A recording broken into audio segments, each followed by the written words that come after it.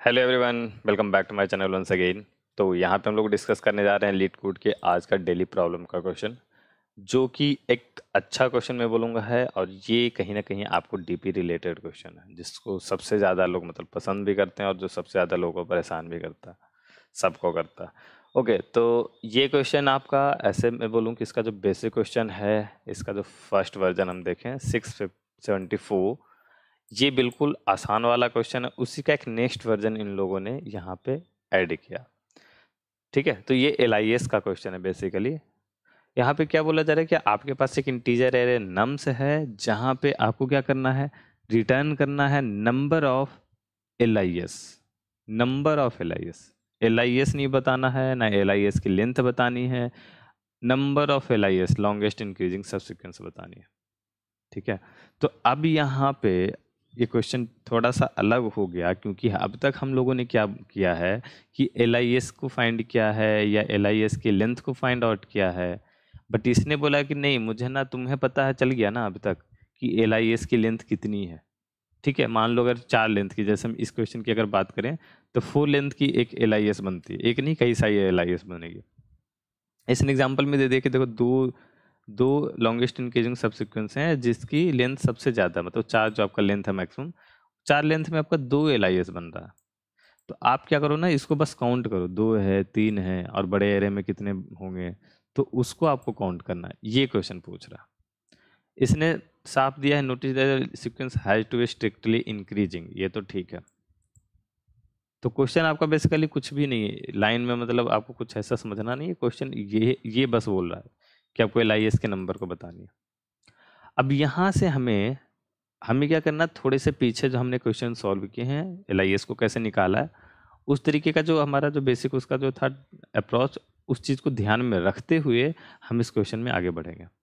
ठीक है, तो अब देखो यहाँ पर क्या, सबसे पहले तो ये जो स्ट्रिक्टली इंक्रीजिंग पॉइंट है, इससे आपको समझना है कि जो कमिंग एलिमेंट है, देखो पॉइंट क्या है कि जो कमिंग एलिमेंट है हमारे पास, लेट सपोज इतने एलिमेंट अभी हैं, राइट, इतने एलिमेंट हैं और एक नया एलिमेंट आ रहा, हम इस तरीके से समझते हैं। तो जो नया एलिमेंट आ रहा है उसके दो ही तरीके के सिनेरियो हो सकते हैं, या तो ये किसी LIS का पार्ट बनेगा या तो नहीं बनेगा। तो ये अगर LIS का पार्ट बनना इसको है, तो इससे छोटे एलिमेंट कहीं ना कहीं इधर होंगे।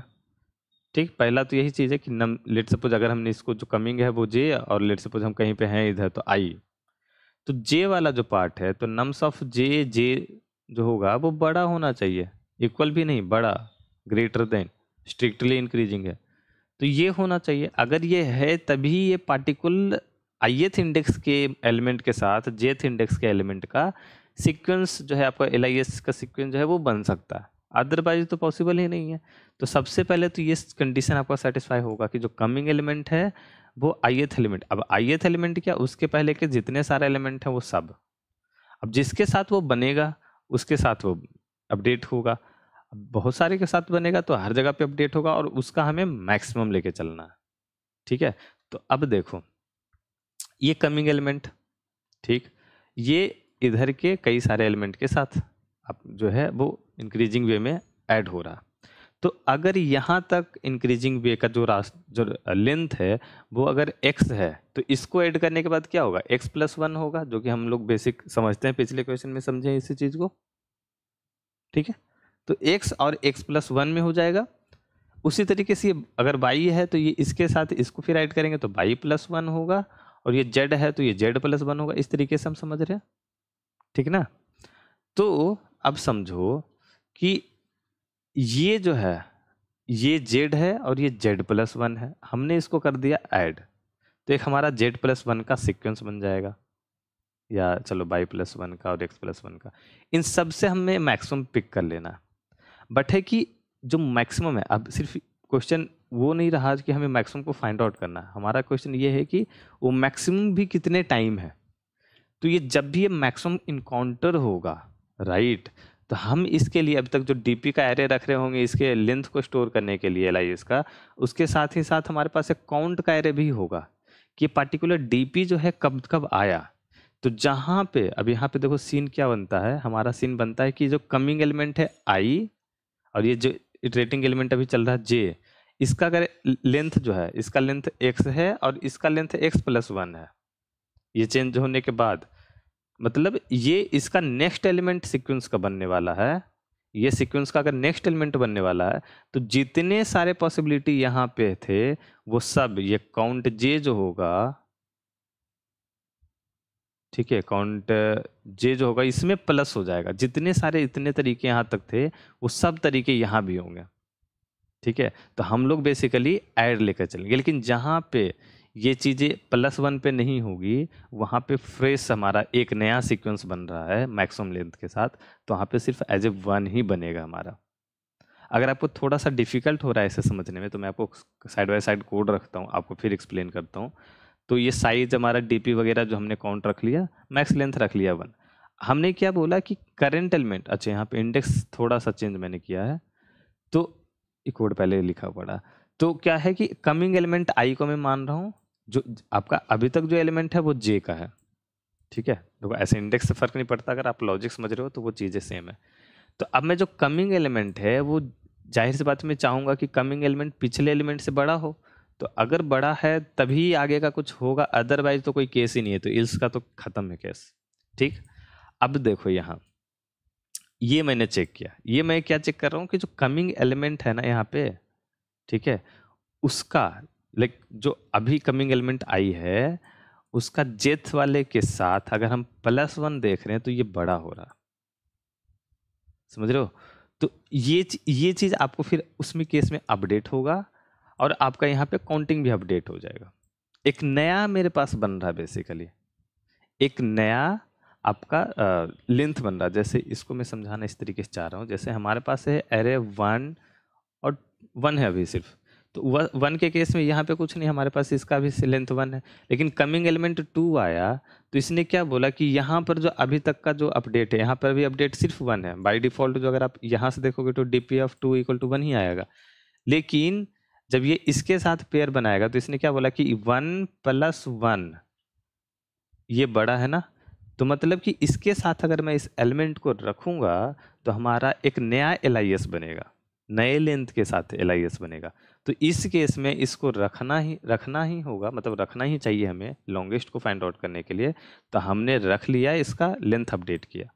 अब इसको रखा है तो यहाँ पर हमारे पिछले जितने सारे सबसीक्वेंस उससे छोटे लेंथ के होंगे वो सब छूट जाएंगे, उनका मतलब इंपॉर्टेंस नहीं रहेगा, वो हमें फाइंड आउट नहीं करना।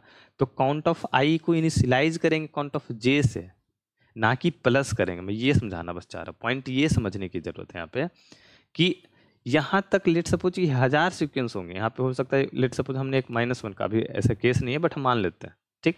तो यहाँ पे 1000 तरीके होंगे, छोड़ो हटाओ इसको, 1000 तरीके होंगे यहाँ तक कि कोई लेंथ ऑफ सबसीक्वेंस बनाने का, लेकिन मुझे पता चला कि नहीं, इससे इसको ऐड करने से ना, इसको ऐड करने से एक नया लेंथ का सबसीक्वेंस बन रहा, ठीक है, एक नया लेंथ का सबसीक्वेंस बन रहा। अब तक x होगा तो कोई x+1 जैसा ये हो गया होगा, बन गया मेरा। तो मैं क्या बोल रहा हूँ कि ये एक नया बना तो सिंपल यहाँ के 1000 सबसीक्वेंस जो भी अब तक बन रहे होंगे उन सबको हटेगा और एक नया लेंथ का सबसीक्वेंस बनेगा, तो एक नया फ्रेश बनेगा, सिंपल। तो ये इस पॉइंट तक में जितने सारे कैलकुलेशन पहले हो रखे थे वो सब खत्म हो जाएंगे। अगर आप दूसरा इल्स वाला देखोगे तो मैंने क्या बोला कि dp(i) dp(j+1) के बराबर है, मतलब ये जो कमिंग एलिमेंट है इसको मैं ऐसे समझाता हूँ, एक दूसरा एग्जांपल आपको दिखाता हूँ। 3 1 4, ठीक, यहाँ पे 5। अब देखो यहाँ पे 1 होगा डीपी में, यहाँ भी 1 होगा, यहाँ पे आएंगे तो ये इससे भी बड़ा है तो ये 2 बन जाएगा, ठीक, ठीक है। ये आपका इफ जो होगा इसको पहली बार में 2 बनाएगा।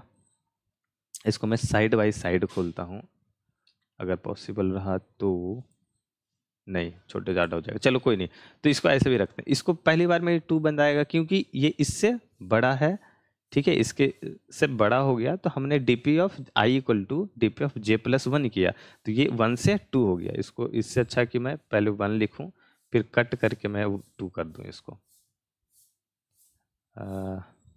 ये 1 हुआ, अब ये अपडेट जब हुआ तो ये 2 बन गया। अब ये फिर आपका जो जे है वो यहाँ पे आया। अब इसने क्या बोला कि यहाँ पे 1 है, यहाँ पे 1 है भैया, और ये 2 है भैया, ठीक है। तो आपका देखो डीपी ऑफ आई जो है, अब ये तो नहीं बन रहा, अब +1 कर रहे हो तो दोनों बराबर हो गया। इसका +1 करोगे मतलब आप कह रहे हो कि इसके साथ से लेंगे, ठीक है, इस एलिमेंट को, तो दोनों दोनों इस केस में बराबर हो रहा है, 2 और ये 1 + 1 2, तो नहीं होगा वो, ये नहीं चलेगा आपका। डीपी ऑफ आई जो है डीपी ऑफ जे +1 है, ठीक है, ये है इक्वल वाला, समझ रहे हो। तो ये जब इक्वल वाला है मतलब इस एलिमेंट के साथ हम 1 4 को लेंगे तो एक सीक्वेंस जो बनेगा उस लेंथ का सब सीक्वेंस हमारे पास पहले से बना पड़ा है, समझ रहे हो। 3 4 एक ऑलरेडी बना हुआ है 2 लेंथ का, और आप एक नया 2 लेंथ भी 2 1 4 बना रहे हो, तो हमारे पास जो पिछले नंबर ऑफ कैलकुलेशन जो 2 लेंथ के लिए है उसको तो हम नहीं छोड़ सकते ना। हमारे पास एक ऑलरेडी 3 4 बन रखा और एक नया 1 4 बनेगा, तो हमारे पास जो काउंट है, अगर हम काउंट की बात करें, अब तक हमारे पास 1 था, अब इस काउंट को 1 1 और ये वाला लेकर दोनों के जोड़ के 1 + 1 = 2 करेंगे, ना कि इसको कट करके 1 करेंगे। फिर मैं ये समझाने की कोशिश कर रहा हूँ, हमारा एक नया सब सीक्वेंस और ऐड हुआ है, ना कि ओवरराइड किया हमारे वैल्यू पे। तो यहाँ पे ओवरराइड करता है, जब नया बनता है तो हम वहाँ पे इनिशियलाइज करते हैं जे से, कि जितने जे तरीके से बन सकते हैं उतना ही आई बनेगा, क्योंकि हमारे पास पिछला सारा खत्म हो गया। लेकिन अगर हमारा इस केस में है तो हम इसको प्लस करेंगे कि जे के जितने तरीके होंगे वो सब एक नया तरीका मेरे पास मिल गया। ऐसा कुछ समझो कि आपके पास 5 रुपया था और किसी ने आपको 2 रुपया दिया, मतलब 5 तरीके थे और 2 तरीका और नया मिला, तो 5 2 7 तरीके होंगे। लेकिन ऐसा हो कि वो 5 तरीके जो थे वो पता चला कि इनवैलिड हो गया। लेट सपोज आपका जो पास 5 रुपया था वो 5 रुपये पता चला सरकार ने उसको बंद कर दिया, अब वो तो चलेगा ही नहीं। अब नया आपको सरकार ने उस 5 रुपया के बदले 2 रुपया दिया या 10 रुपया दिया, ठीक, तब वो आपका नया पूंजी है। तो ये वो नया पूंजी है, और इस केस में ये वाला केस है, ठीक है। बाकी ये जो चीज़ें हैं वो आपको आई थिंक आप पिछले क्वेश्चन जो लॉन्गेस्ट LIS जो हम लोग निकालते हैं वो सेम चीज़ें हो रही है। पॉइंट बस समझना आपको ये वाला, ये इफ़ के अंदर के पार्ट को अगर आप समझ रहे हो तो वो हो जाएगा। तो डीपी जो है वो लेंथ बता रहा है और उस पर्टिकुलर लेंथ पे कितने सीक्वेंस है वो काउंट बता रहा है। अब हम क्या करेंगे, लॉन्गेस्ट लेंथ को निकालेंगे, तो लॉन्गेस्ट लेंथ मैक्स लेंथ, ठीक। मैक्स लेंथ निकालने के बाद अब हम चेक करेंगे कि जहाँ जहाँ मैक्स लेंथ है, जहाँ जहाँ मैक्स लेंथ है तो उसकी जो काउंटिंग है वो मुझे बता दो।